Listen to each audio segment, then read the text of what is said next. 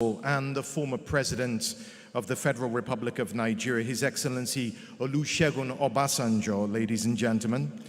We're also joined by the former Deputy President of South Africa, Her Excellency Baleka Mbete. Also from South Africa, His Excellency Sihle Zikalala, South Africa's Minister of Public Works and Infrastructure, is here. HE Engineer Ahmed Samir, he is the Minister of Trade and Industry of Egypt.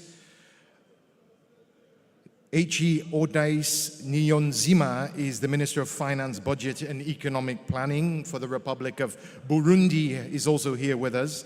And Madame Helena Budliga Artieda, State Secretary for Economic Affairs of Switzerland, and also joining them, of course, is the host, Professor Benedicto Rama of Afreximbank. Give them all a round of applause, please.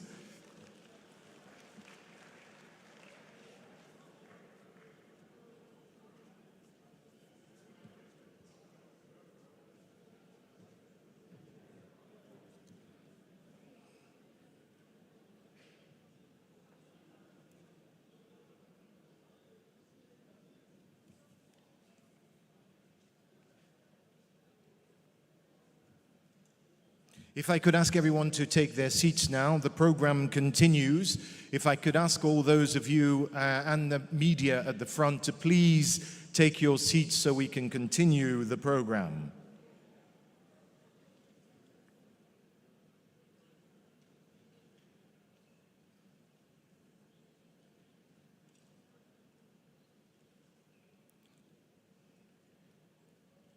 Thank you. I'm speaking in particular to these people in the front. Please, if you could please take your seats. Thank you very much.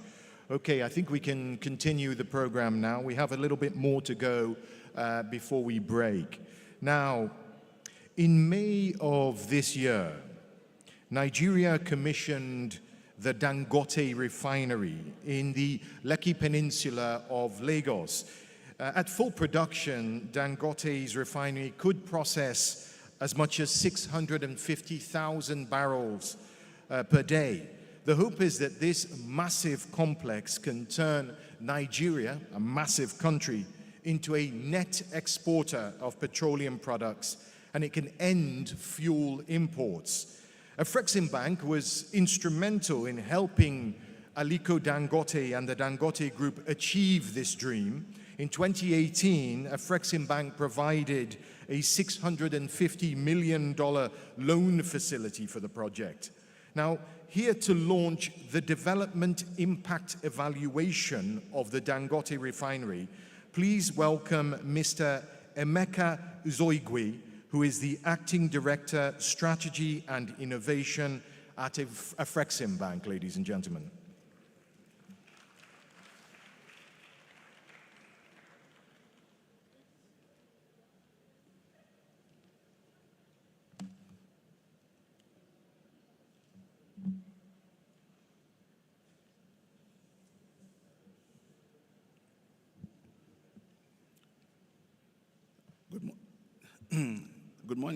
Good morning, ladies and gentlemen. May I stand on protocols already established? The bank, in the last few years, have been involved in extensive development projects across the continent. This is not by accident.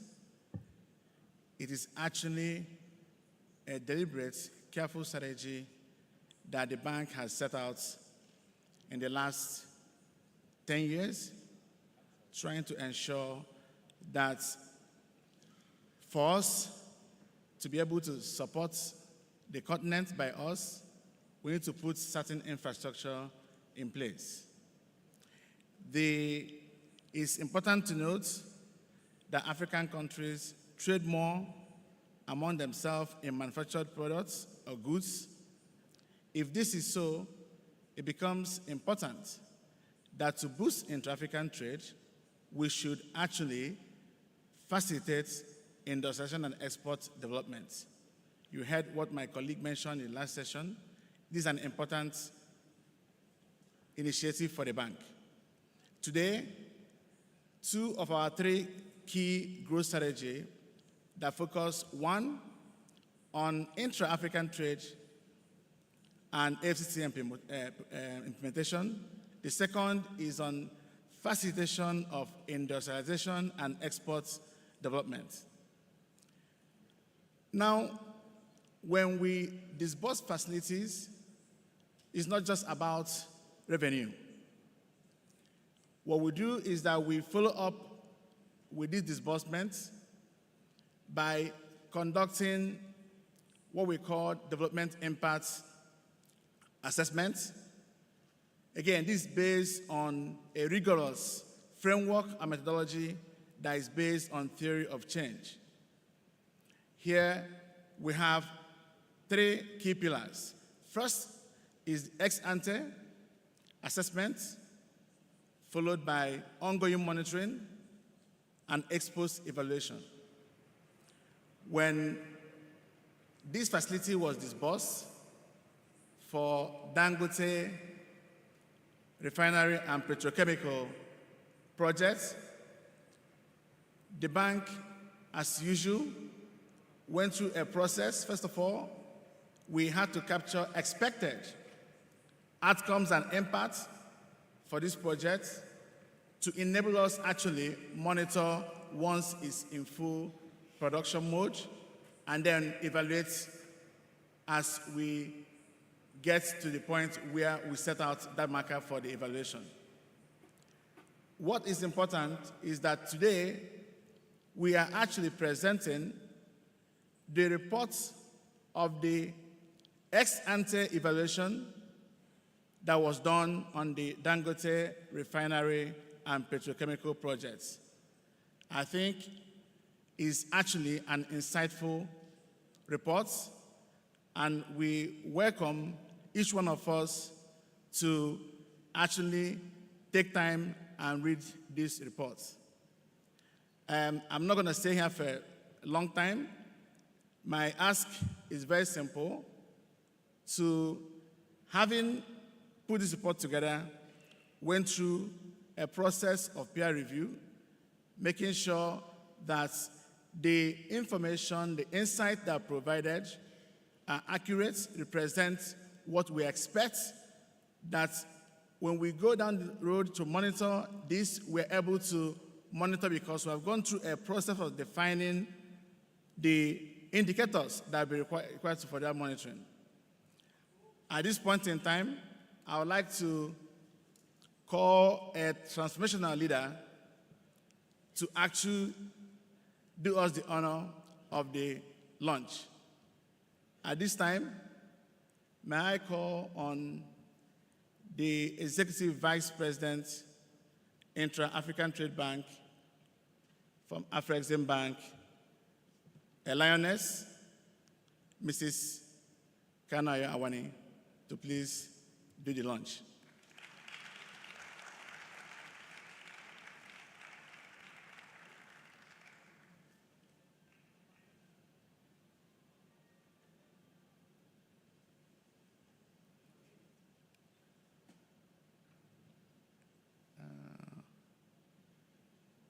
Not yet. Let's improvise. I'm being told that the EVP is not around, but you see, I use the word a lioness, but there's a lion in the house. So perhaps we call the Grandmaster the leader of the bank and the President, His Excellency, Professor B.O. Orama, to please do us the honor of the launch.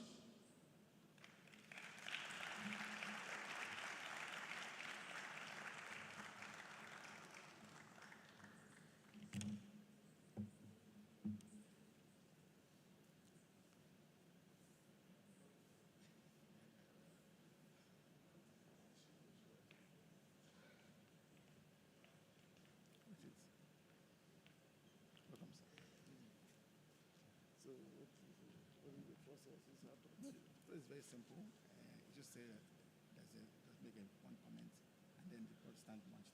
It's not supposed to be. Ask them, say there's no movie. Oh, okay. So you distribute it. Yeah, just this part is done. Just call for it to be distributed. Okay.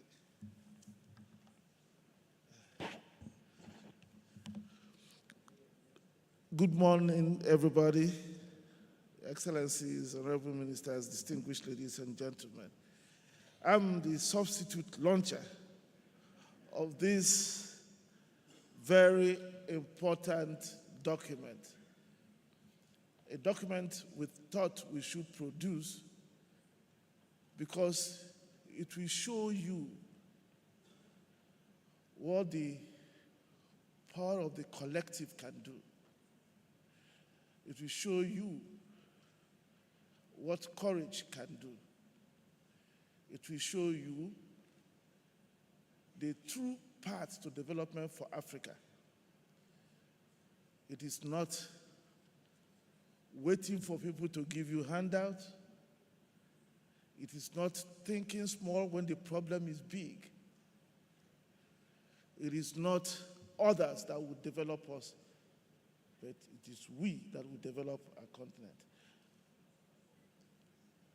The project in question, the Dangote refinery, is the largest single-train refinery in the world, 650,000 barrels a day.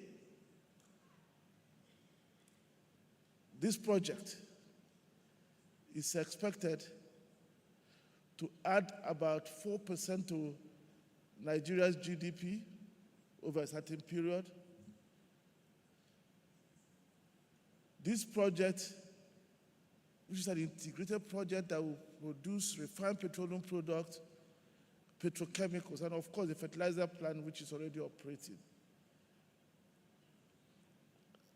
It's a project that will transform not only Nigeria, but the entire West Africa. It is a project that will help us begin the journey of turning the Gulf of Guinea into a refining hub for the world.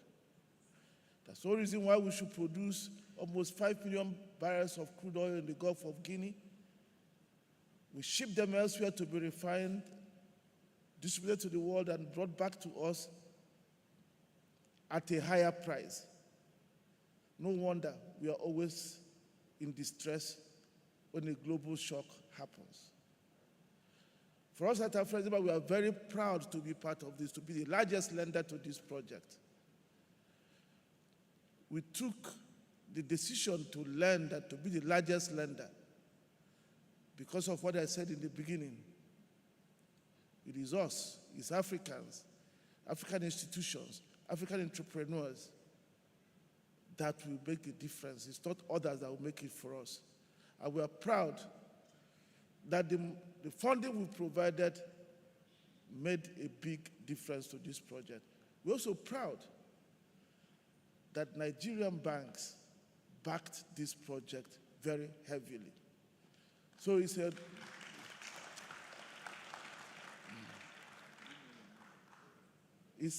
a big honor for me to launch this document, but not just launching it. I invite each and every one of us to read the document.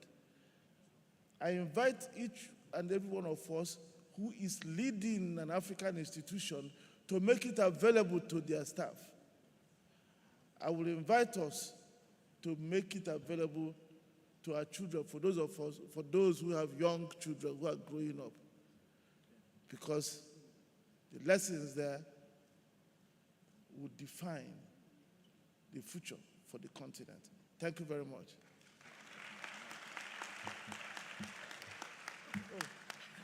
Sorry, President, I was at the Auto Forum. Oh, okay. There, That's with all the the things I'm going to do. I It's think we okay. need to take a picture there. Okay. All right. So that's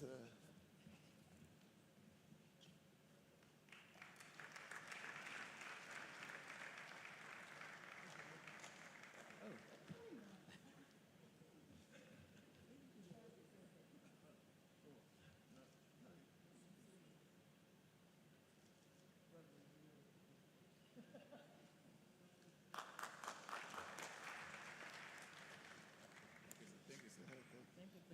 oh, it's okay.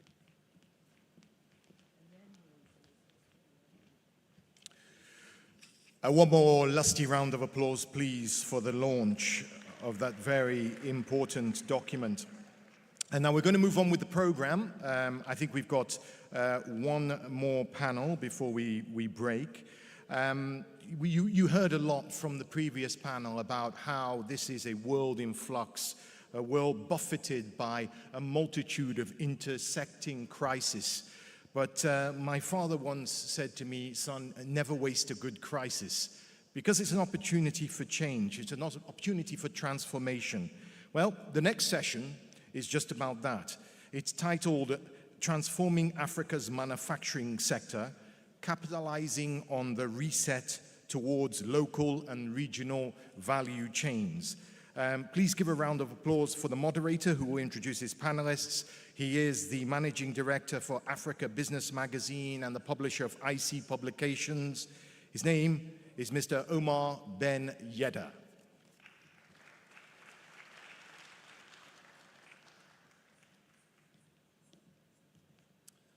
Thank you, Mark. Thank you all. So we've heard from Jean-Louis Ekra earlier today, and he said a lack of diversity means increased vulnerability. So today what we're trying to do in this panel is to make sure that we have diversified economies through greater manufacturing. Trade is dominated by manufactured goods, so it's critical that we get this right. So I'm delighted to have on this panel Mr.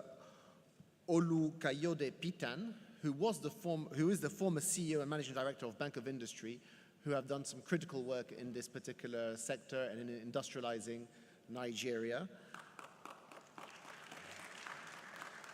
I've got Mr. Nikhil Gandhi, who's the Chief Marketing Officer at Arise, who have got the Arise Day today. And Arise are probably one of the biggest actors in the transformation process today on the continent. So it's great to have you with us. Mr. Manuel Motta, who's the Deputy CEO of Motta NGL Group, who's also a great partner of Afrexim Bank and is doing some transformational work. Mr. Brian Deaver, who's the CEO of the African Medical Center for Excellence, based in Nigeria. So great to have you on board, Brian. Mr. Emmanuel Moses, CEO of the Africa Trade Insurance Agency, ATD, just recently rebranded, I believe, in Kigali and doing some great work as well. So it's great to have you on board, Mr. Moses. And Suleiman Dian, Group Head Trade, EcoBank Transnational Incorporated. So if you can join us, please.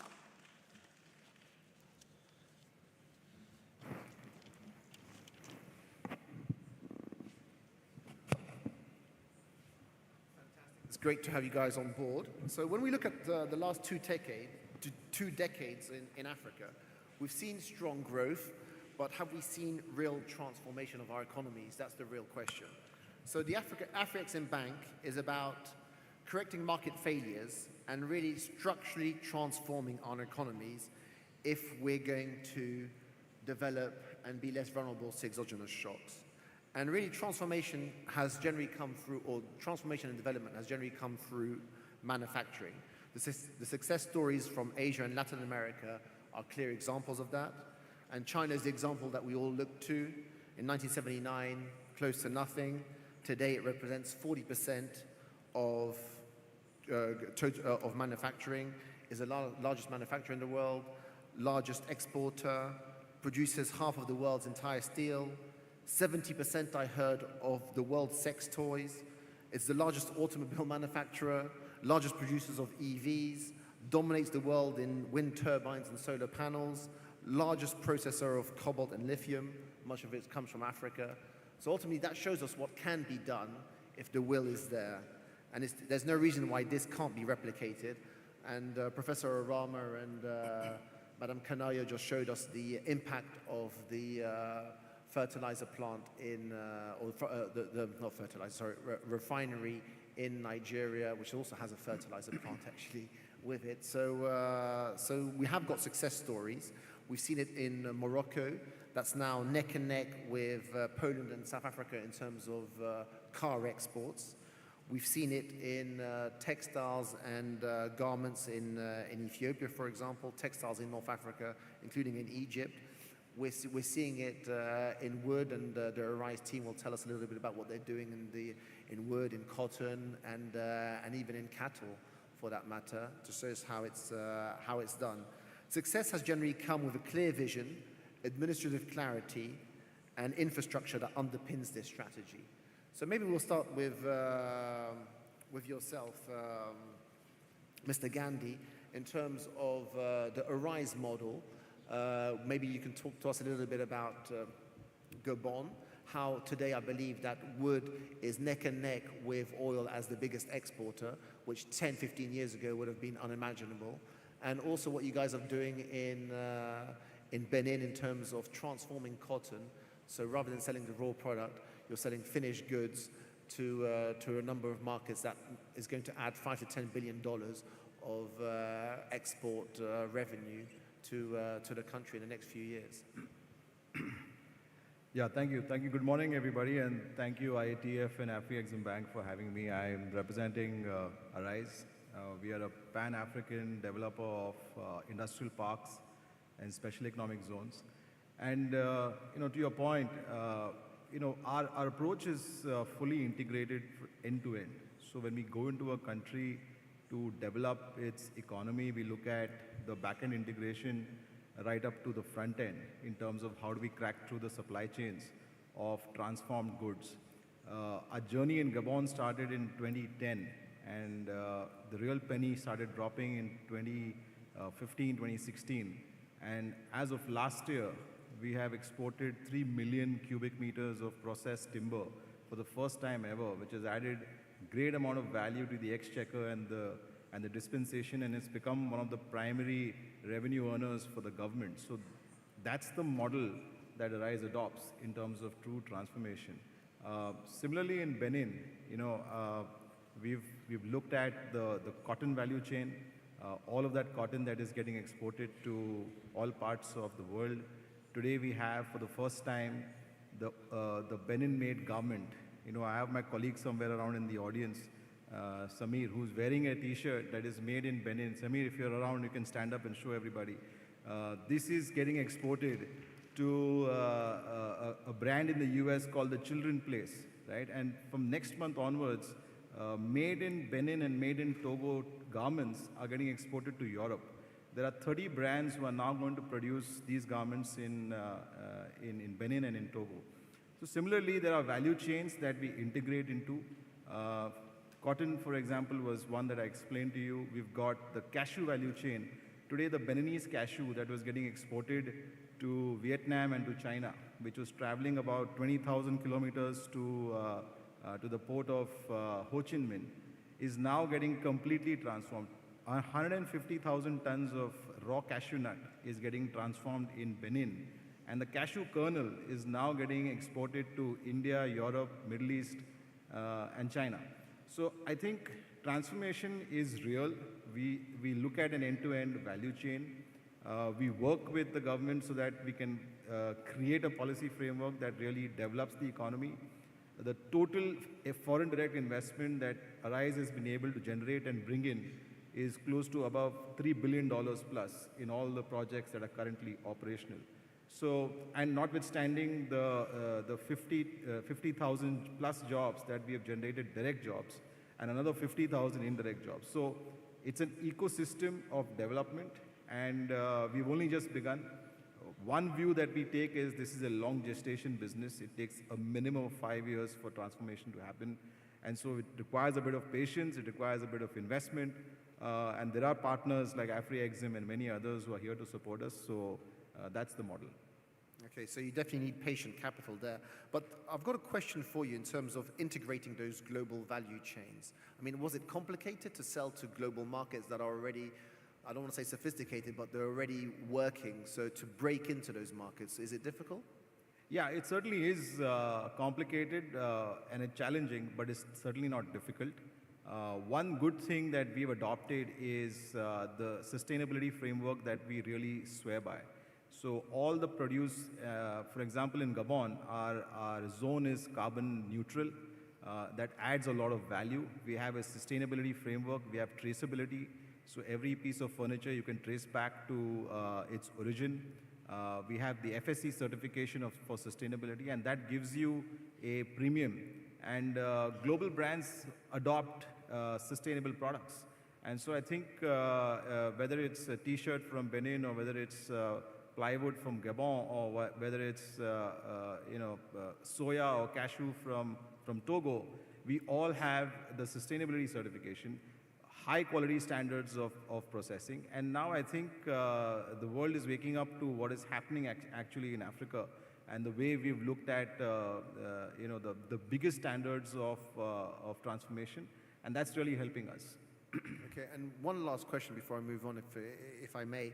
In terms of being globally competitive, so making sure that that unit cost is competitive, given that people complain that power is unreliable on the continent, that the transport and logistic costs are generally higher than elsewhere, how have you made sure that you've stayed globally competitive?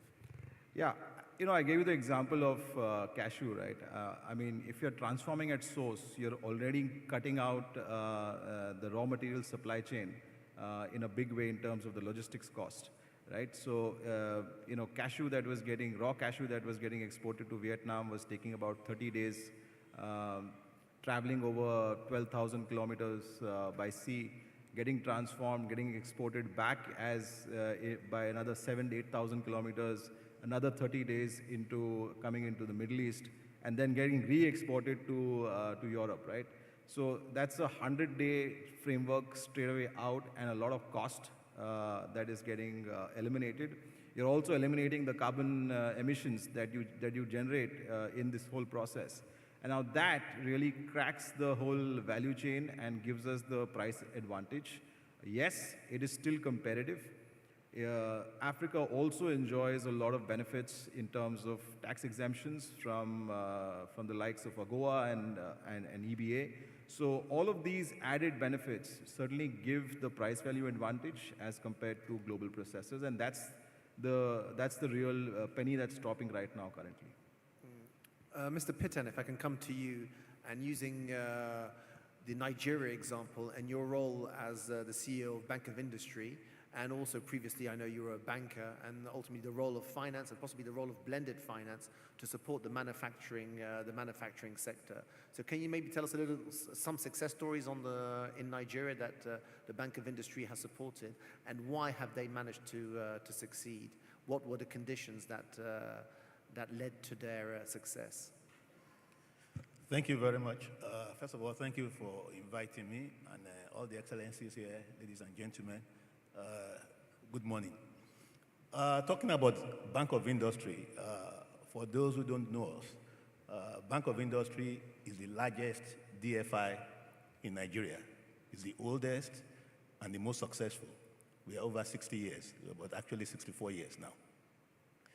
When you look at the manufacturing sector in Nigeria, it mirrors what you have in a lot of African countries. In terms of percentage of manufacturing to GDP, in Africa generally, you're talking between 10 and 11%. They have many challenges in Nigeria. When you look at the inflation rate in Nigeria, roughly now it's about 27%. So when you are talking about the cost of borrowing, for the banks to make real returns, they charge anywhere between 25 and 30%. So you have people who are competing in Nigeria, with companies in China who are paying 2% per annum. And the cost of finance alone for you in Nigeria is between 25 and 30%. Then you look at power. Power is expensive because most manufacturing outfits in Nigeria have to produce their own power. In fact, most manufacturing outfits in Nigeria are mini governments. You produce your power, you produce your water, you do a lot of things that ordinarily government should have done for you or government should have subsidized. They face challenges in terms of the quality of their products. Nigerians prefer imported goods because they say it's better. And then you have all these manufactured goods that are coming from China, from other countries, who have been smuggled into the country. So they also have some challenges even selling the products. But that notwithstanding, Nigerians are resilient. There are some companies that are doing well in spite of all the problems in Nigeria. The president of Afrexim spoke about Dangote now. You know, Dangote produces cement and a few other things. If you look at the typical operation of Dangote, they practically do everything. So how come they are providing their own power, their own water, all of those things, and they are still making money? You know, it's learned how to navigate the Nigerian environment. You know, Innocent produces cars in Nigeria. It's not even based in Lagos. It's based in the East. How come Innocent is succeeding? The same thing. They have to put a lot of things in. BOI helps them in different ways. For instance, all our loans, the loans from BOI, are below market rates. We charge, on the average, about 10% per annum. So effectively, you are being subsidized. Everybody knows that if you can go to a bank and you can borrow money at 9 to 10%, that's the bank to be. That puts a lot of pressure on us. Can we support all manufacturers with loans at 10%? It's not possible. We don't have the resources. So we also have to keep on raising money. But what are the things we look at before we support any particular outfit? One, we encourage them to source their raw materials locally. But when you look at a company like Innocent, it's challenging. It produces cars. It has to import knockdown materials. The knockdown materials, most of them don't come from Nigeria. It still has to import. During COVID period, they had their challenges, supply chain problems. Even if you have those materials, you have to have battery, you have to have radiators. We are now encouraging smaller companies to look at some of those things that the bigger companies need that they can supply, and we can back them up. We like companies that do import substitution. If what you want to produce in Nigeria is going to reduce foreign exchange utilization, we will support you. There are people like Biloxi that make biscuits, you know, and they are doing very well, you know. But in Africa, there are challenges with manufacturing. There are standards, you know. Our backgrounds, you know, colonial backgrounds is affecting manufacturing. What do I mean? Some people had the French colonial masters, some have British, you know. In some countries, they use 110 votes. In some other countries, around 40 votes. The way where you drive, all of those things. Because, for instance, if you want to produce massively for African market, we have to have standards. Otherwise, your market is restricted. You know? So there are many things we can do like that. But like I said, in spite of the challenges in Nigeria, you know, the smuggling, the high cost of production, the high cost of finance, supply chain problems, some companies are still thriving. And I think if they are supported more, they can do better. Also, we also get involved with advocacy with government. There are multiple taxation. And like I said, if you look at what is going on in Nigeria, it's similar to many African countries. Maybe South Africa has a better level of production than most of their countries, but that is the story. And we have some success stories. But would you say the country has a clear industrial policy? I mean, is there a clear vision from the top in terms of what it wants to do, what industries it wants to develop, and how it's going to go about it? Or would you say it's really the private sector looking at opportunities and taking it upon themselves to actually develop the infrastructure, take the risk, and develop the industry? Would you say that they've got the support from government? The industrial policy of government is very important because that is the main frame within which the private sector works with. But unfortunately, in most African countries, including Nigeria, the private sector has to do more. You know, we have a new government now. They are looking at some of those policies, how to make things easier for people to work. Because it's difficult to attract direct foreign investments if your policies are not such that people can work with and it's consistent. Because when we have changes of government and policies change, you know, you don't give confidence to foreigners to want to bring money in. You know, so we need to promote more of private-public partnerships. You know, in Africa, like we have the port. You know, in Nigeria now, the local port that the Chinese built, you know, it's a PPP. You know, we need more things like that. Infrastructure is a major problem, you know, in most African countries. So yes, I would say government has a lot to do, but private sector has to work more with government. And government should be pro-business, you know, to attract the type of things we need. Coups are not good for Africa, you know. We need to have consistent policies over time. No matter which government comes into power, there are some things that you don't change overnight because people invest for the long term, you know, and we need to put that into consideration when we make new policies. So, Mr. Moses, I see you nodding there. I mean, are we seeing policy consistency, and what's the role of the different stakeholders, such as yourselves, in terms of developing the manufacturing sector? Thank you, and glad to be on this panel.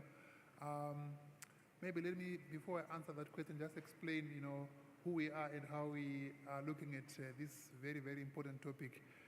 At TD, we were created to actually make the promises or the policy promises that have been made by governments on behalf of the investors. We provide coverage or insurance to say these policies that have been put in place, say for example, in this case, Nigerian government, are actually consistent.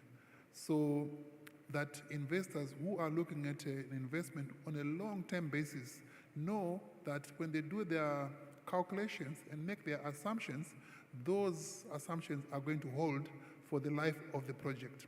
As you know, when you're doing a manufacturing outfit or plant, like the one we've just seen here, it is a multi-year kind of investment for it to repay the initial investment. So investors are usually concerned about what if those policies change? Where do I go? And typically, these policies would have been enacted by the government, and the government is the same one that also changes those policies. So the investor will be very at a disadvantage to start to engage a government whose promises have been changed. So this is why we were created, to then stand in the gap and make sure that those policies that my brother has articulated are consistent, that indeed, should they change, for good reasons sometimes, the investor can go to somebody else neutral, which is ourselves. So yes, policies are very, very important. Without that set of policies in place, investors won't even think about investing in a country. But just that is not enough. You still need the extra step of giving investors that in case those policies change, there's somebody neutral who is able to stand in the gap and make the investors whole. So yes, I totally agree with that. Policies are very important. And in terms of the risk sharing, I mean, are you guys doing a lot of work on the manufacturing side? I know that you're doing stuff in agri, you're doing stuff in, you supported some renewable power plants in, I think, in Malawi. So are you supporting the manufacturing sector? Definitely we are.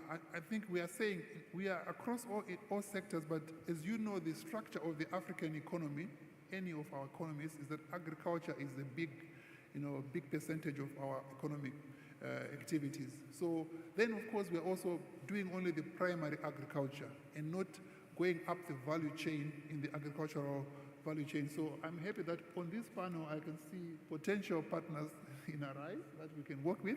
I see my brother here from the bank who is also supporting manufacturing. I see Bank of Industry who we worked with in now saying, how do we de-risk and risk share with banks? Because indeed, banks would like to expose themselves to these sectors, but they have got limitations because they are, have got a fiduciary responsibility to depositors. So they want to make sure that those funds they've invested come back.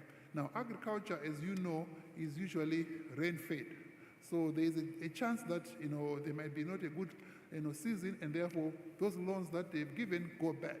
And there we come in and we say, partner with banks like EcoBank here, Bank of Industry, and others to say, let's risk share so that they can unveil more resources to the sectors that we believe are transformative, value adding, and also creating jobs in the continent. Okay, fantastic. Maybe we can go to the other Manuel here, Mr. Manuel Motta from Motta and Gill. So infrastructure underpins everything. We need to be competitive in terms of pricing. The unit cost is still a bit too high despite low labor costs because of power and transport and logistic costs. So tell us a little bit about what you're doing on developing trade corridors and reducing that cost, and ultimately the role of government to help develop these trade corridors. Very well. Thank you very much for the opportunity to be here once again. If we are where we are today over the last 10 years, and specifically the last 8, has a lot to do with Afrexim Bank and their availability to support. Don't know how many of you know about Mota, but we look like an international company, but we started in Cabinda in 1946. Yes, we are based in Portugal today, but the company is an African-born company, is an African-raised company. So the way we look into the continent is that this is our focus area to investment. And infrastructure is key. Most recently, we have been awarded, and we are the current concessionaires of the Lobito Corridor, which I think is a great example what will be cost efficiency of factory or mine to market. Today, from the DRC, which are exporting minerals and importing a lot of products, including soft commodities, we are talking about 3 to 4 weeks by trucks, mostly from through Tanzania, South Africa, Zambia. The corridor will reduce this time to sea to 5 days. In financial costs, if we're talking about 10%, which most of the small manufacturers don't even get 10%, we're talking of a financial cost of 20%. This is a lot of money that you are saving so that you can get repaid. And this has a collateral effect in all the cycle. The faster you can capitalize your product, the more you can invest, the more faster you can repay to banks. The banks can loan again the money, so the economy becomes much more efficient, and that is how you reduce your costs and your financial costs and those work. So these corridors are fundamental for the development of the regions, for the development of inland countries, and also for trade between countries. Today, you don't have much trade between Angola and DRC, for example. There isn't trade because there isn't infrastructure to connect them. So when you develop the Lobito corridor, it doesn't only fast track the logistical process from product from factory mine to sea and further on to all in the imports, but above all, it develops a whole corridor that can be developed logistically in terms of manufacturing, of industrial parks, of special economic zones, which the most fundamental factor of anyone investing in an industry is how I'm going to put my product into the market. So this has been a big investment. We have a joint venture with Trafigura and Vectories at 50-50 in this process. We believe that the corridor will increase significantly its capacity, but it's not only in this one. We're also involved in Nigeria. We are doing the railway between Kano to Maradi. In this specific case, we are not the investor, but we are the contractor for the Nigerian government through our joint venture in Nigeria. And this again is going to open a reality, not only this section, because the sections from Lagos to Abuja, Abuja to Kano are also being developed. This is going to connect the country.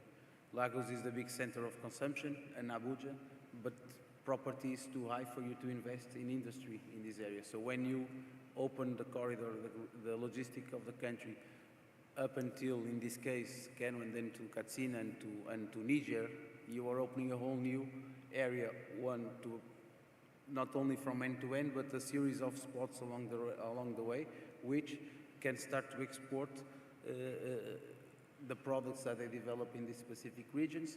We'll develop manufacturing in the north of Nigeria, because you are, again, today is 2.5 weeks, 3.5 weeks by truck. This is what it's taking for us to move our goods into northern Nigeria, the machinery to move them to Kano. It's been taking us from the port 3.5 weeks. Once the railway is fully built, again, we're going to reduce the transportation cost to 4-5 days. So this is huge. It has a huge impact in everything, in your cost, in your productive cost, and above all in your logistical cost, which is where industries can be competitive. The faster you can move your product, the more competitive you are. And in terms of the Lobito corridor and the Kanamuradi corridor as well, I mean, is there an industrial strategy from the government there that's driving these corridors?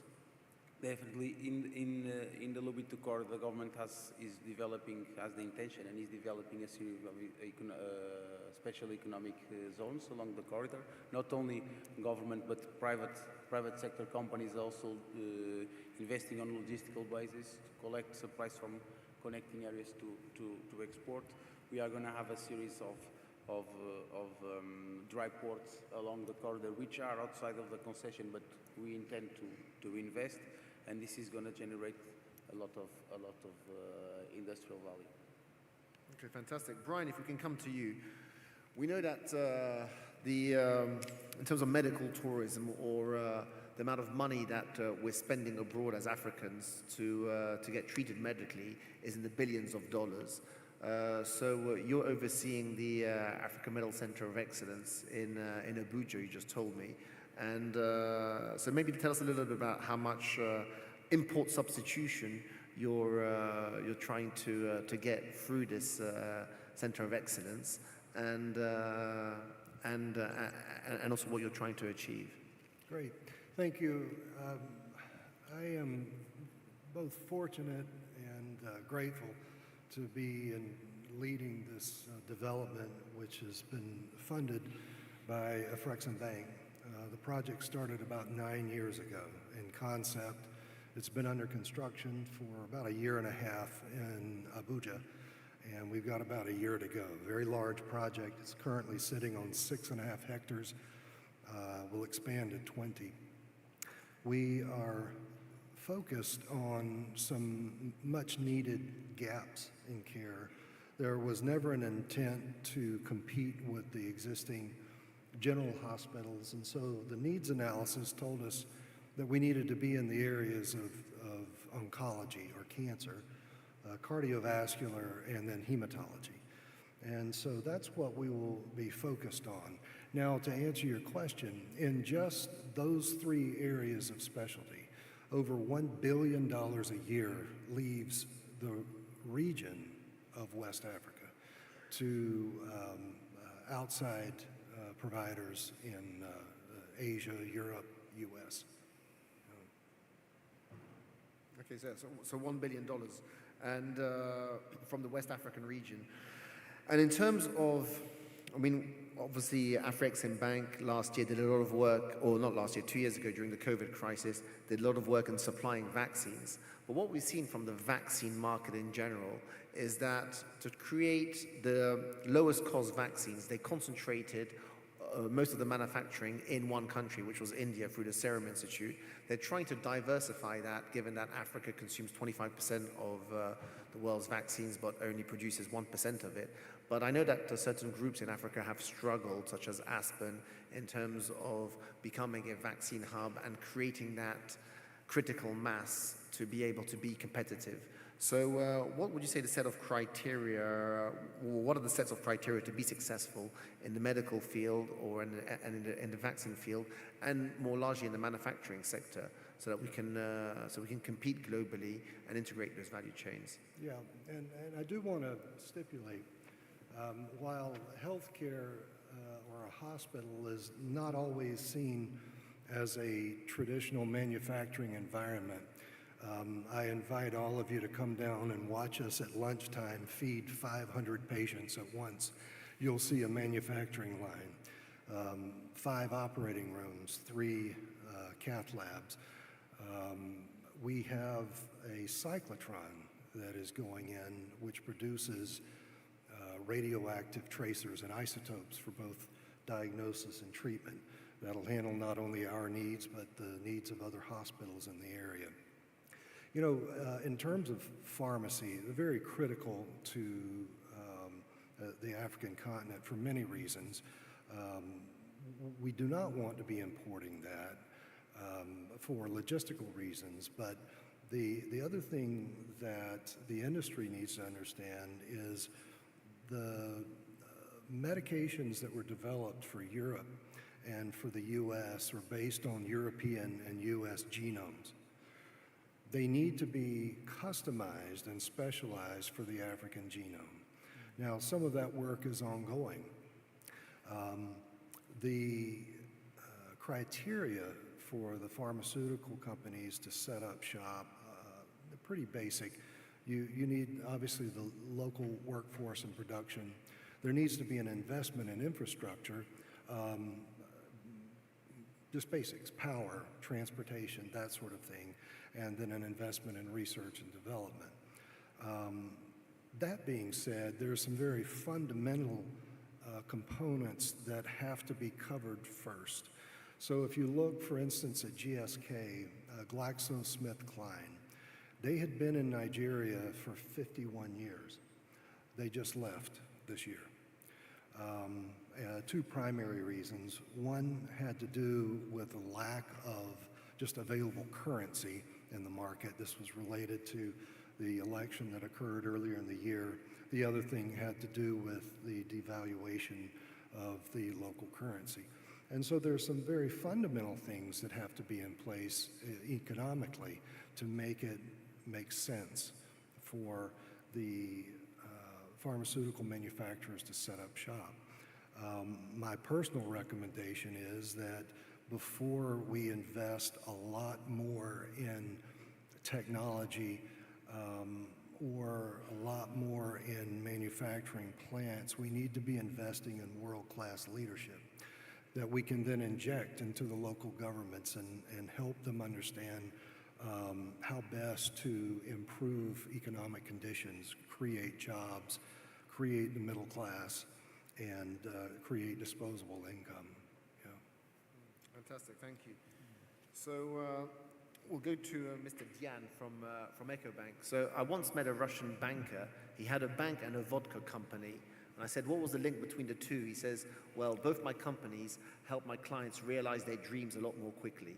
So you guys, bankers, are ultimately at the center of helping companies get to where they want to a lot more quickly. You facilitate trade, you help them invest, et cetera, et cetera.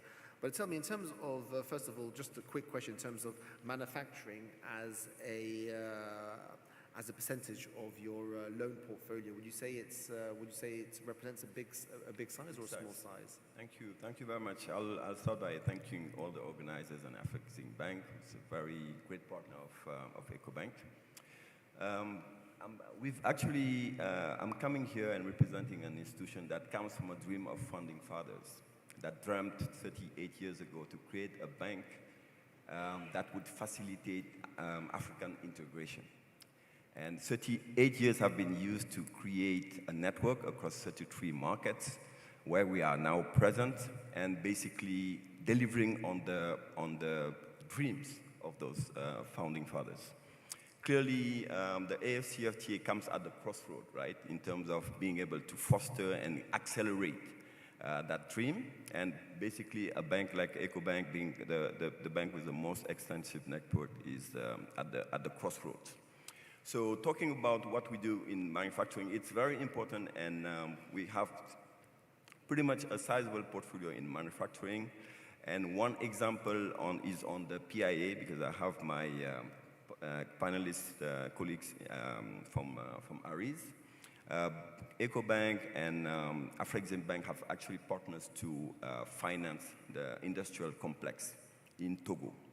And what this does is, just as my colleague has explained, is to basically create a new value chain. Specifically, this was on the cashew nut, as he said, but also soya beans. And it's very important because we've talked about the inflation, the cost of the interest rates, rising interest rate, but we need also to address the cost of credit. And a bank like EcoBank, being present in 33 countries, can basically reduce the amount of perceived risk.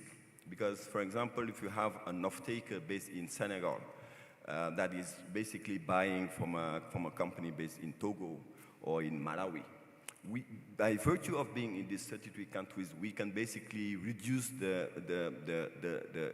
uncertainties in terms of the payment risk between the buyers and the seller, and reduce the cost of that risk and how we price it. So that's a very important element that we also add as a value advantage.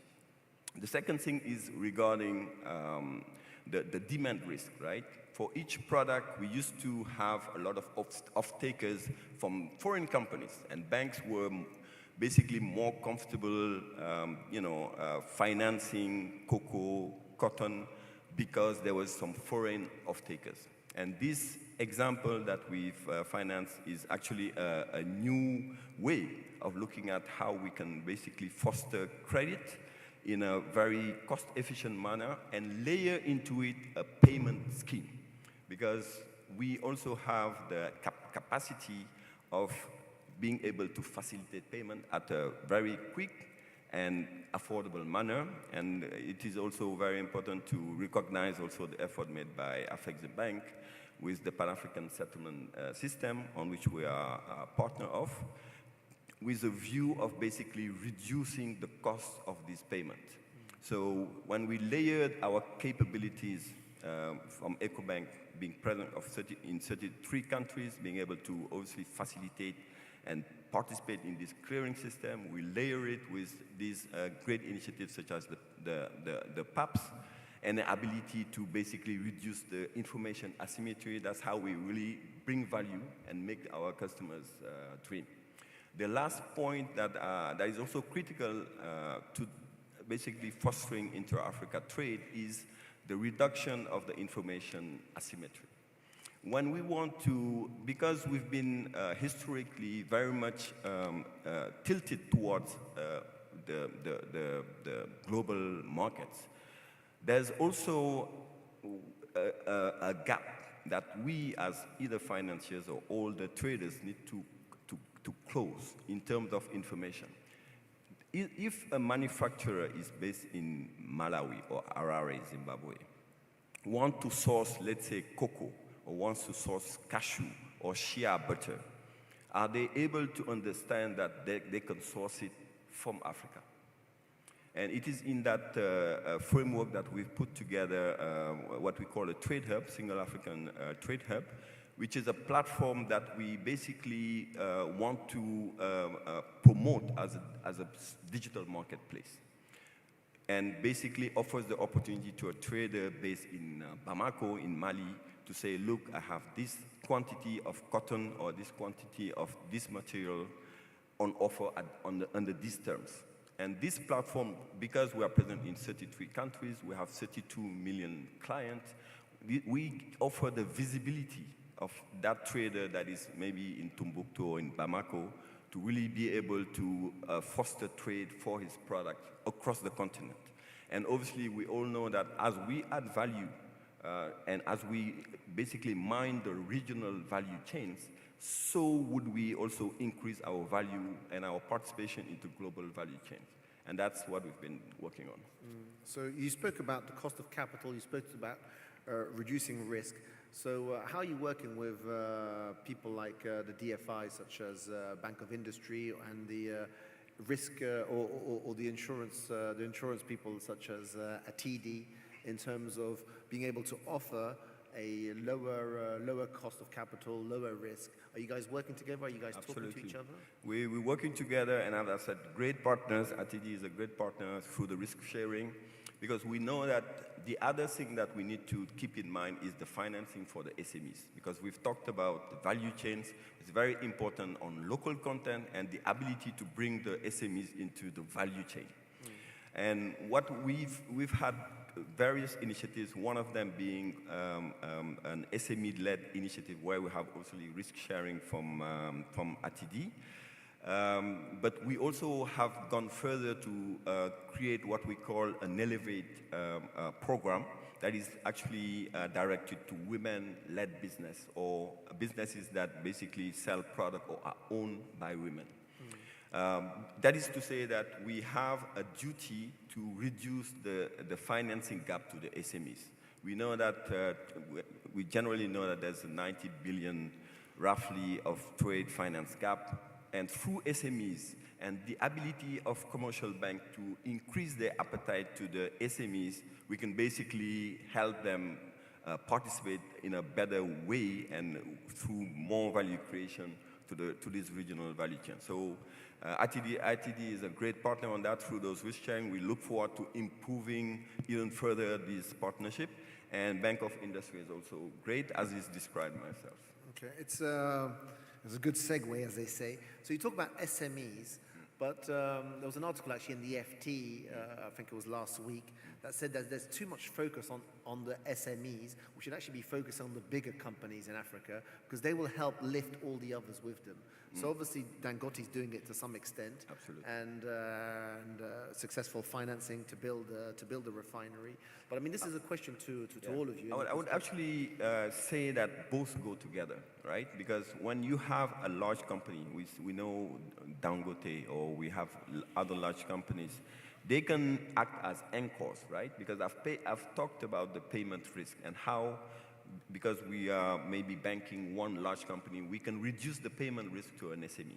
So these go hand to hand with the other initiatives in terms of layering the payment capabilities, being able to basically reduce the information gap and foster intra-Africa trade. But maybe Mr. Pitton, what was your strategy when you were at the Bank of Industry? Was it to focus more on the smaller companies, or was it actually to build those medium-sized and bigger companies that can lift everyone else up?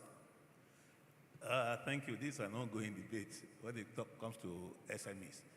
Basically, like most African countries, SMEs actually, most of the jobs that are being created come from the SMEs. Maybe about 80%. In Nigeria, probably about 40 million companies in that category. But they are very high risk when it comes to banking business. And also when you look at the COVID period and the disruptions, they were the most affected. Many of them actually lost their businesses during that period. So what are we doing about SMEs? Because we need to finance them. We need to promote them. Most times it's not only money that they need, they need capacity development.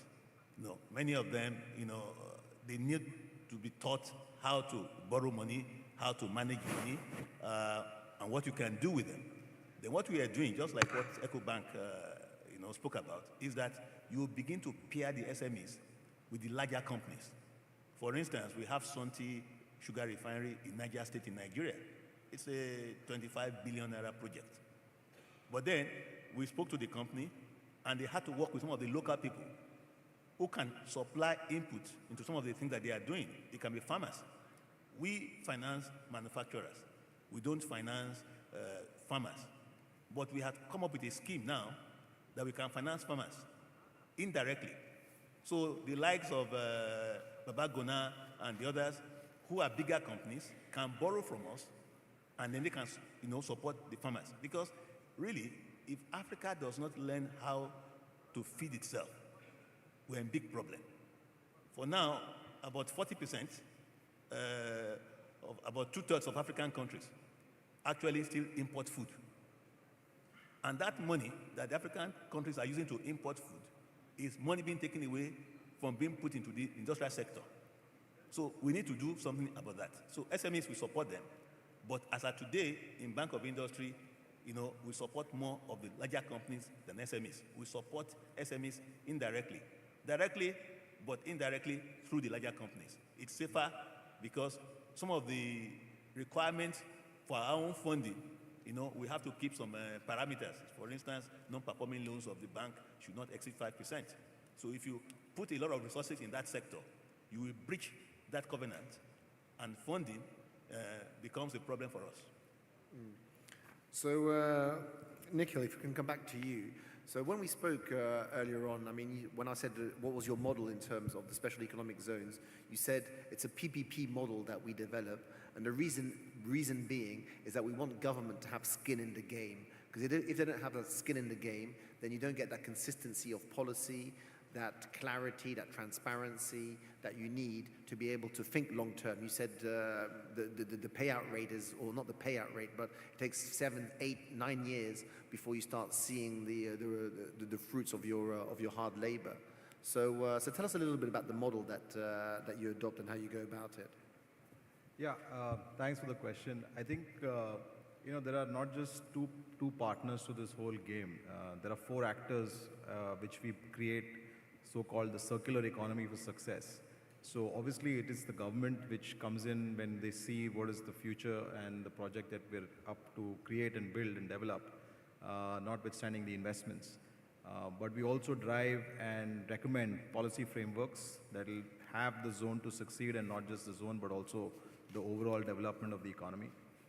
But notwithstanding, we should not forget that there are two other players. So there is the acting farmers who are currently creating and developing the natural resource. We have an agri-value chain business that backward integrates to increase in the output of not just quantum but also quality. And the locals who have the opportunity of getting new jobs. And the fourth partner is the companies who come in to actually manufacture and transform. So all these four actors have to work in unison for any kind of success to emerge out of the zone activity. But in terms of the policy framework, that is exactly where the role of the government comes in. And we define a certain benchmark in terms of what will really attract investors to come in to actually look at transformation in those countries. That is point number one. The second point is, I think the expectation is to have a long-term view. That is something that has been coming out of this conversation as well. And therefore, policy needs to be dynamic. There are so many things happening across the globe, geopolitically, economically, that affect a lot of the measures taken by any kind of policy that has been created at a particular point in time. What's relevant 5 years ago might not be relevant today. So I think one of the recommendations is to have a dynamic policy overview, whether the government changes or doesn't change. The view should be in terms of what are the parameters of success that has been delivered, and basis that, I think the PPP model comes into play predominantly to ensure that the success and the development of the zone and the economy is working in tandem as we progress. And in Asia, the model that we saw was an export-driven model. Is that the model that you foresee on the African continent in terms of developing our manufacturing? Or do you see actually greater intra-African trade as the model for growth? Yes, so we have three models. One is the export zones, which is predominantly to manufacture at source and cater to the export markets, which also add a great amount of foreign exchange to the exchequer and the dispensation. The second is import substitution. I think if you come in with an investment regime, we currently have today at least 40% of the companies operating in our zones who are catering to the local markets, which have immense amount of value in terms of most of the goods that are currently getting imported. We've seen examples of countries who are on the coast but are actually importing salt. We have seen countries who are on the coastline who are importing fish, canned fish. So these are opportunities that we are now developing, and we're encouraging not just global businessmen but also local African entrepreneurs to come in, and there were many schemes that we are driving. The third one is for catering to the African markets, right? I think there are many initiatives that AfriExim as well as AFC, FTA is taking to drive trade. And so the policy framework we want to develop in a manner that it doesn't account for an export zone, but has a separate framework for any manufacturing coming in to address the African markets. So these are three types of zones that we have. And do you want to tell the audience about your exports from Chad in terms of cattle to Central Africa? Yes, I think the initial successes are already for us to see. For the first time, we have meat that is getting processed in Chad, which is now being exported to Gabon and to the Republic of Congo and Brazzaville. So if you go to some of the supermarkets, you will see our brand, which is currently processed for the first time. We have a state-of-the-art slaughterhouse in Chad. We are building 3 economic zones there. And I think it's overwhelming to see that this is actually transforming and taking place at this point. It's been challenging to solve the logistics, but we've got it done now, and I think it's only time that you will see African meat being available across countries in Africa very, very soon. So, Mr. Moses, when we think about insurance companies that come to mitigate the risk, we always think of mitigating the risk for foreign companies ultimately. So, but really what we need to develop is national champions and African champions to drive our own growth. So do you work with domestic investors as well? How does it work? Well, thank you very much for that question. Yes, indeed. We also realize that there is that gap on the national scale, and investors in the national scale also need to get some protection.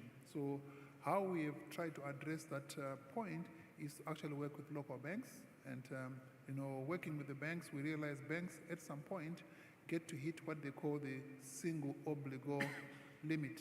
And when a bank still wants to do above that limit, this is the limit that is imposed by the central banks, beyond which they cannot provide facilities, yet their client still needs that kind of support. So we come in there and actually then give our risk-sharing guarantee to the bank on behalf of that borrower. So then together is packaged to the central bank, they will realize that yes, there's some risk on the local bank, but above that risk limit, there's the RTD cover. So then it allows that bank to actually go ahead and make the investment and provide the facilities needed by the local company to do that. That's one way we are intervening on the local market. We are also now seeing that the African continent is organizing itself. This is where we are here, to say we are creating one big market. Africa is becoming one big market. So I think we are also looking for champions that are doing very well in one country and exporting to the neighboring country. So how can we support those, we can say African champions that are trying to really take advantage of the intra-African free trade area that we are creating. So on all levels we are participating and just giving our solutions to make sure that the cost of doing business is lower and the risk is also mitigated. And Brian, in terms of your particular industry and field, I mean, you mentioned to me that GSK had obviously exited Nigeria recently, but are you seeing national domestic companies coming and filling that role and to support ultimately your center of excellence and to feed the local ecosystem? Yeah, thank you. I have not seen a replacement for GSK yet. That doesn't mean it won't happen. And in fact, there is a strong research program associated with the African Medical Center of Excellence. We will be working and have already met with a number of pharmaceutical companies who will be coming in to do research with us. We will be collecting quite a bit of data, which will be extremely useful for the pharmaceutical companies. The other thing that's really important about the African Medical Center of Excellence is the transfer of knowledge to other local suppliers and manufacturers. So just by virtue of us being there, working with local suppliers, we will be educating and creating jobs far beyond the hospital itself. We also just signed a memorandum of understanding with King's College Hospital, actually King's College. King's College Hospital is our clinical partner. So all of their patient protocols and pathways are injected into the DNA of the hospital. But additionally, back in August, we signed an MOU with King's College of London to create a medical school and nursing school. So the addition of jobs and technology to the local economy will spur additional growth. It'll spur additional companies to come in to help support us. And as an example, we are the first development in what the Federal Capital Territory has deemed the medical district. Just since we broke ground a year and a half ago, other developments have already begun to pop up around us. Additionally, since the hospital was underwritten by Afrexim Bank, we've added 3 great partners, Bank of Industry being one, Africa Finance Corps being another, and then the Nigerian Petroleum, NNPC, as well. So, yeah, while I haven't seen GSK's replacement yet, what Afrexim Bank is doing in Abuja itself and in other cities within that region will spur additional investment, and which will ultimately create jobs as well. So, and if you don't source your products from Nigeria, you think you'll be sourcing them from Africa? Ultimately, the necessary products that you need for oncology, for cardiology, and for hematology. Yeah, I'll spend just a moment on that. This is a very, very special project. Not only will we be able to treat sickle cell, we'll be able to cure it. The entire 4th floor is lab. On the 5th floor, we've also got a stem cell lab where we will be doing that work, bone marrow transplants and that sort of thing.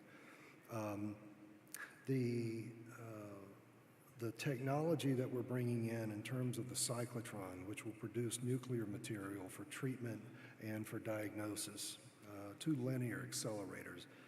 We're bringing in an MRI. There might be 2 others on the continent like it in terms of its strength and ability to detect.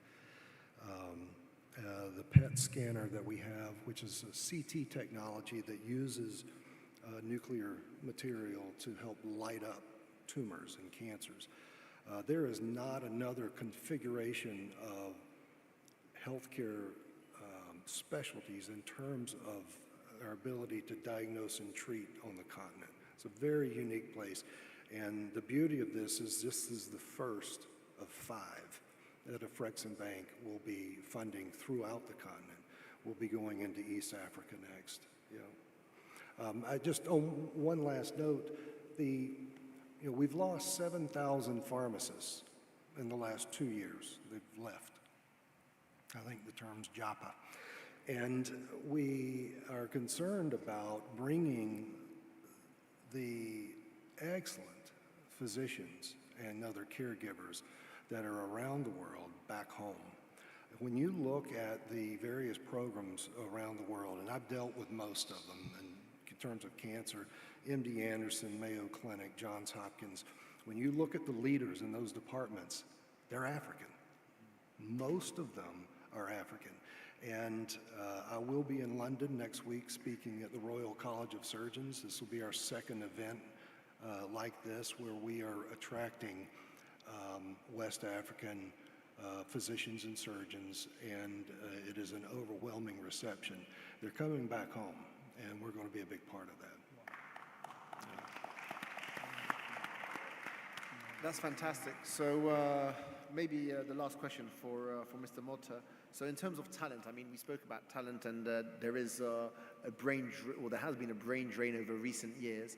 But has talent been an issue in terms of your own business and in terms of growing your business on the continent, or and ultimately in terms of growing manufacturing businesses? But in terms of your own business, has talent been an issue, or you think there's enough talent on the continent to really drive these industries? There is a lot of talent in Africa. The question is not the lack of talent, it's the training and formation. This has been a focus area for us. We have been investing in that part for many years. We have about 5-6% expat ratio, which I believe is very low in the sector and in the continent, in big companies. And we have every time more up and coming African people in the organization taking significant roles. One of the top directors that we have in Nigeria, which are not coming from the shareholders, is African. He's been working with us for the last 10 years. In Angola, we have already Angolan board members which came through the organization. In Mozambique, we have a lot of people coming up. So it's a question of training an opportunity. In many cases, the opportunities are not given. So this is an area that companies have to focus, and we are investing in that. And I think many of the companies need to invest, even because the future has to be made of African people. Everyone, if we want long-term companies, long-term investments, long-term stability, it has to be with people who are from here, who were born here, who want to live here. Every expat that you bring is always in a time frame. When do I go back? And when they retire, even if they work here, when they get to 65 or 70, they go home. So that's also about the economical cycle, because these are the people who invest and live. And so it's very important to develop on that side, and this is an area of big focus for us. Thank you. And the great thing about this panel is they're all doing it on the continent: financing, risk pooling, investing, exporting. So thank you to my panelists. A warm round of applause to Mr. Pitan, CEO or former CEO and Managing Director of Bank of Industry, Mr. Nikhil Gandhi, Chief Marketing Officer at Arise, Mr. Manuel Motto, Deputy CEO of Motto Angel Group, Mr. Brian Diva, CEO of AMCE, Mr. Manuel Moses, CEO of the ATD, and Mr. Suleiman Dian, Group Head Trade, EcoBank Transnational. Thank you. Thank you very much.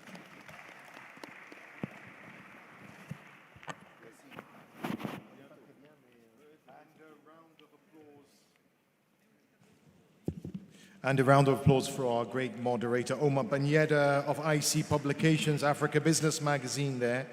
Now, I opened this morning by saying that what was distinctive and unusual about the Intra-Africa Trade Fair and the Trade Forum was the amount of transformational deals, interactions, partnerships, product launches that you will see. Well, I'm going to ask all of you to stay in the room now and bear witness, because we're coming to the last part before we break for lunch, but it's an important part. It's a part that we see commitments for millions of dollars between organizations. Here in Cairo, we will witness this. Now, they're going to bring up a QR code on the screen there, and there's a reason for that. IATF is expected to generate trade and investment deals through business, B2B and B2G engagements that will be held during the fair. It's very critical, therefore, to capture and track the deals to closure in order to measure the success and eventually the developmental impact of those deals on the continent. This will enable Afrexim Bank to quantify the impact of the IATF, as well as measure the effectiveness of the IATF in relation to the promotion of intra-Africa trade and investment, and also the promotion of the ambitions of the African Continental Free Trade Area. Therefore, I'm asking you to scan the QR code you see there, shown on the screen, to capture the details of the trade and investment deals that you will soon witness. We've got today, with 9 deals I'm going to do now. We've got a few more later on at 4 o'clock today. So without much ado, since I have 9 multi-million-dollar deals and MOUs to get through, I'll kick off. The first deal is going to be signed by Exodus and Company Private Limited of Zimbabwe. This is a $141 million intra-Africa investment finance facility. So the document to be signed is the term sheet, and that is between Afrexim Bank and Exodus. So I'm now, as we bring in the furniture is here, that's good. I'm going to invite the co-signers, the signees, in the guise of Mr. Progress Mambo, Chief Executive Officer of Exodus. Please give Mr. Progress Mambo, CEO Exodus, a round of applause as he takes the stage. Do I have him here?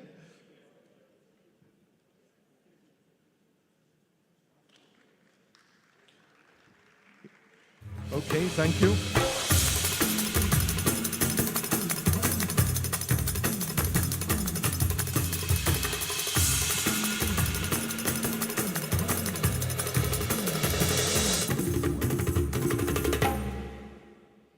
Wonderful. And signing for Afrexim Bank, the signatory is Mr. Dennis Denya, Executive Vice President of Afrexim Bank. There you have our first two of many signees who are doing the signatures for this trade forum. Now, as they stand, and they can go ahead and do their signing once the documents are given to them by the lawyers, I'll tell you a little bit about what they're signing. It was formed in 2007, Exodus and Company, and they've grown to become a market leader in Zimbabwe in modern infrastructure that includes major and minor road construction, rehabilitation, bridge construction, water and sewage. It's poised to play a central role in infrastructure development in the southern African region, with targeted projects in Rwanda, Botswana, Mozambique, and Zimbabwe.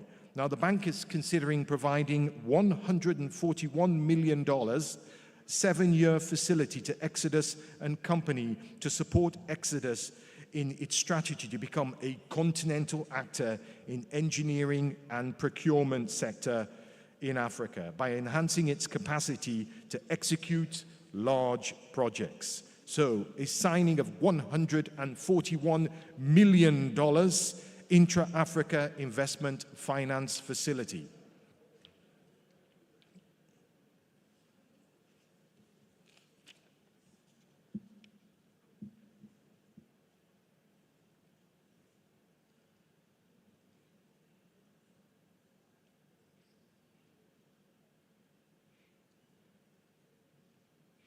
And there you have it, gentlemen.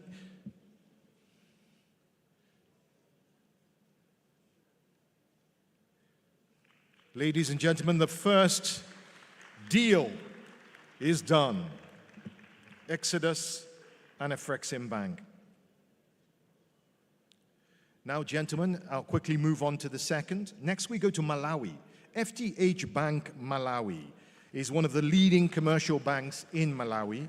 And here we're going to be signing a $10 million unsecured Africa Trade Exchange facility. I'd like to welcome Mr. George Chitera, Deputy Managing Director for FDH Bank, as the first person who's going to be signing.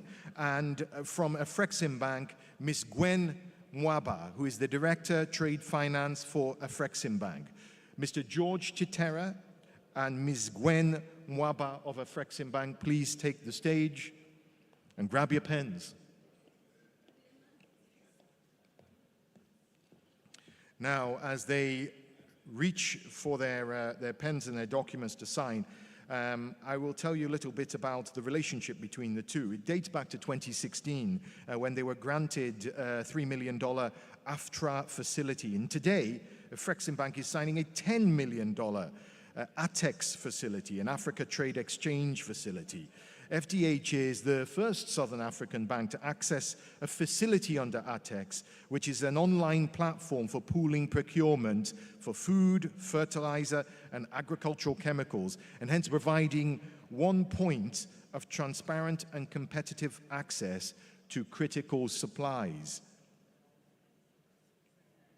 This facility will assist FDH in supporting its clients in timely importation of this fertilizer for the 2023 and 2024 growing season in support of the government of Malawi's strategy to expand and boost its agricultural activities.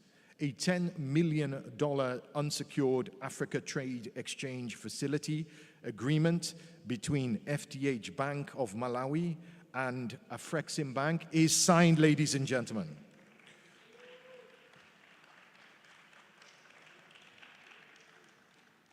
Congratulations. Next, we move on to a very intrepid and energized organization called Vista Group. Many of you will know Vista Group.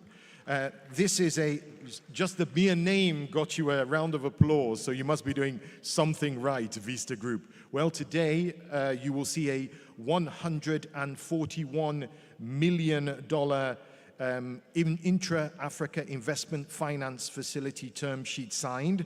The co-signees are Mr. Yasin Bayo, who is the CEO of Vista Group, and for Afrexim Bank, our very own Mrs. Kanayo Awani, Executive Vice President, Intra-African Trade Bank for Afrexim Bank. So Kanayo and Yasin, please take the stage. This is a big one, isn't it? This is a really big one. A major African commitment of 141 million US dollars. And I don't have your name here, but I know who you are, Simon Tiemtore. Simon Tiemtore of Lillian Capital, which is, of course, the parent company of Vista Group. Very welcome to see you, my brother.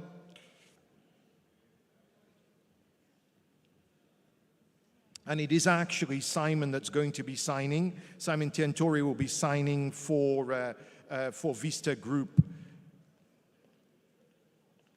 So what are they signing? Well, Afrexim Bank is so proud to announce its support for Vista Group's 140 million, I said dollars, it's actually euro, acquisition of Aura Group, marked by the signing of what you see here. As the sole lender in this transaction, Afrexim Bank is contributing to reshaping Africa's financial landscape. Vista Group, currently a full-service financial institution, aims to become a leading Pan-African banking institution operating in 14 countries with 265 branches, expanding to 10 additional countries in West and Central Africa. This strategic move, what they signed just now, aligns with Afrexim Bank's vision for inorganic growth through mergers and acquisitions. Congratulations to the two organizations.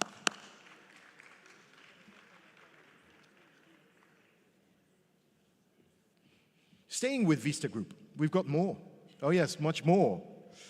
That's why you got such a lusty round of applause when I said your name, because there's a lot more coming. Staying with Vista Group, now we're signing a 113 million euro term sheet for Intra-Africa Investment Finance Facility.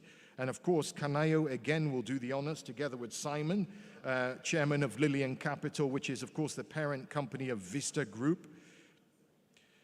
This is a 113.05 million euro term sheet for Vista Bank's acquisition of Société Générale's subsidiaries in Equatorial Guinea, Benin, Burkina Faso, and Mozambique.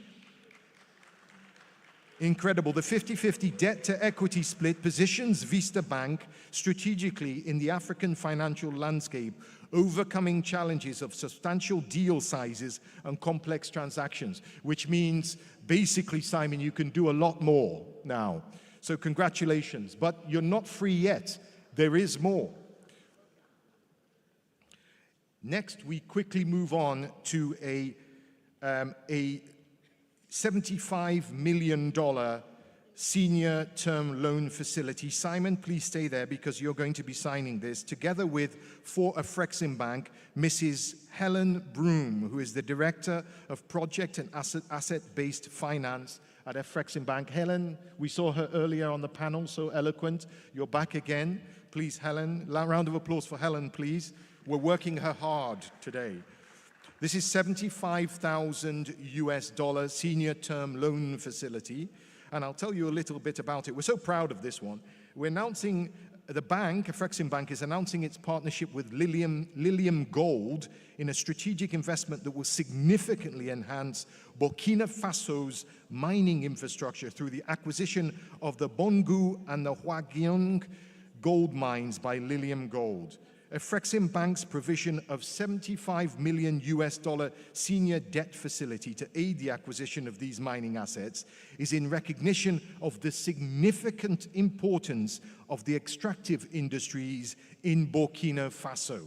The transaction facilitates the transition of these core assets into local ownership, and it's the first step in a comprehensive strategy to enhance the economic lives of the assets, guaranteeing jobs, developing the local economy, enhancing Burkina Faso's export revenues, and strengthening its position in the global gold markets. A senior term loan facility of $75,000 US has been signed, Lilium Gold and Afrexim Bank.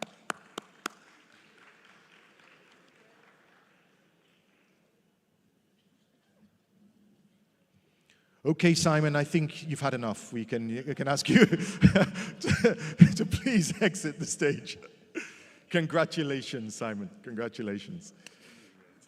From on to stronger things. We love Vista Group. Okay, moving on. Now we're going to sign, you saw some major deals signed there. We're going to move on to signing an MOU. You know, knowledge is indeed power, and the International Center for Regional Integration and Trade Research is an important part of generating that knowledge that we need. To sign, I'm going to call on Professor Charles Ukechukwu Esimone, who is the Vice Chancellor of Nnamdi Azikiwe University in Nigeria. So do we have the prof? Do we have the prof in the house? Is he here? Professor Esimone, is he here? Do we have him?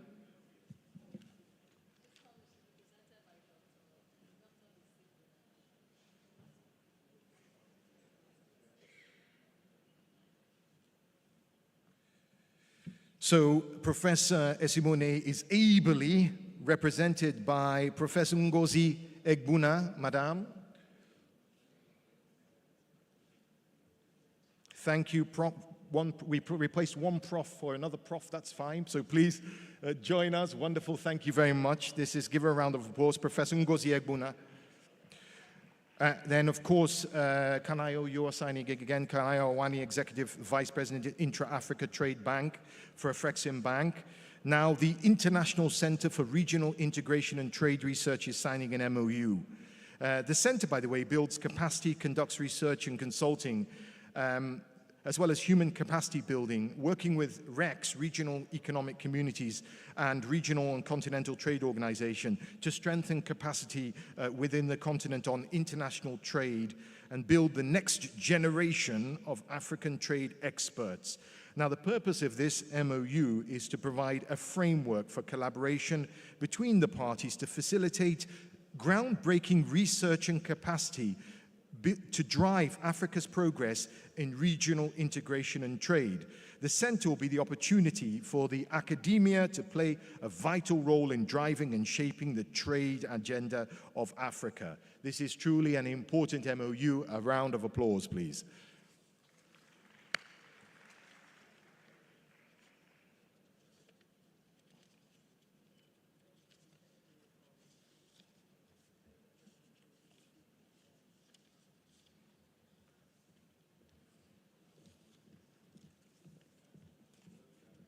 Thank you very much. As they exit the stage, we have just two more before lunch.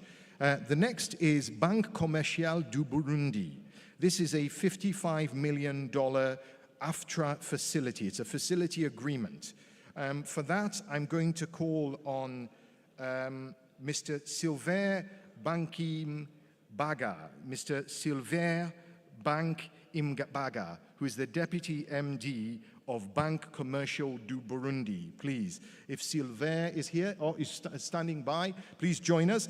He will actually be joined, if he's still in the audience, I hope he is, His Excellency Audace Niyonzima, who is the Minister of Finance for Burundi. Yes, we have the Minister of Finance, I think, with us. He's also going to be joining us as we sign this as well. For Afrexim Bank, I call on my brother Rene Awambeng. Is it Kanayo? I beg your pardon, it is Kanayo Awani again. Kanayo Awani, Executive VP for Intra-African Trade Bank at Afrexim Bank is signing. Ladies and gentlemen, you can go and grab your seats there.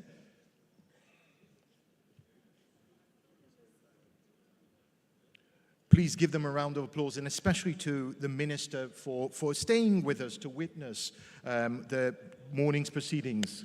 Thank you, sir. This is a $55 million AFTRA facility agreement. We're so proud to announce this deal for Banque Commerciale du Burundi. The facilities will support importation of essential commodities such as petroleum products, which are important for Burundi's trade and manufacturing sector. Commercial banks, play an important role in facilitating and promoting trade. It's a core ingredient of economic growth, and Burundi is a landlocked country. The confirmation facility that you see here will enable Burundi to trade with other African and global traders and countries. This $55 million facility will also support the growth of intra-African trade, as suppliers of petroleum products are mostly Tanzanian oil traders. That's the $55 million signed, ladies and gentlemen.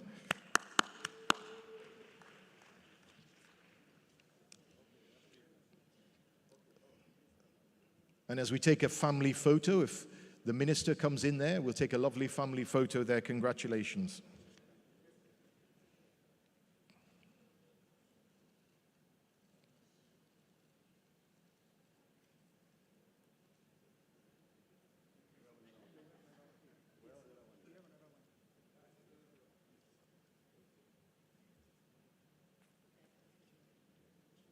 Thank you. Congratulations once again. Now I come on to the last one of this segment of today's proceedings before we wrap for lunch. The final deal that I'll be announcing is Banque du Crédit du Bujumbura, and that is for a facility of $40 million, an agreement that will be signed here. So I'm going to call on Roger Guy Gilain Ntugwenye to please join, MD.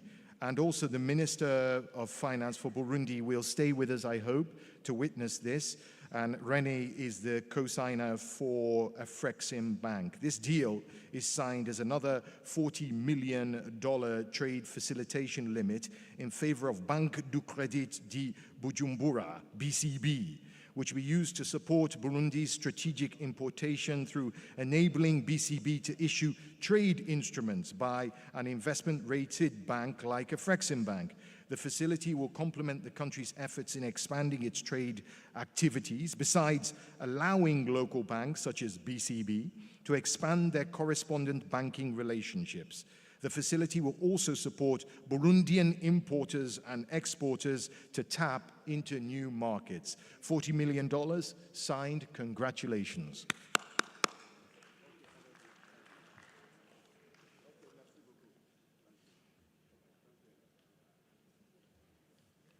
Ladies and gentlemen, that concludes the signings. We had 8 signings there. Thank you, René. Congratulations, and also congratulations, René, to Afrexim Bank. You know, this is not just talk, this is walk. So, okay, you've really earned your lunch now, I think. You really have. So, the Intra-African Trade Fair has, of course, traders, businesses from all across the length and breadth of our beautiful continent. And some of those actually are food vendors. You're going to have a taste of Africa. They want you to taste Africa, some incredible food for you to purchase outside. I encourage you to patronize local food stalls at the IATF vendors outside. So please, without much ado, I'm going to ask you to return here for the last part of today's events in approximately 1 hour from now. So without much ado, I guess I can say I conclude part 1. See you in part 2. Thank you very much.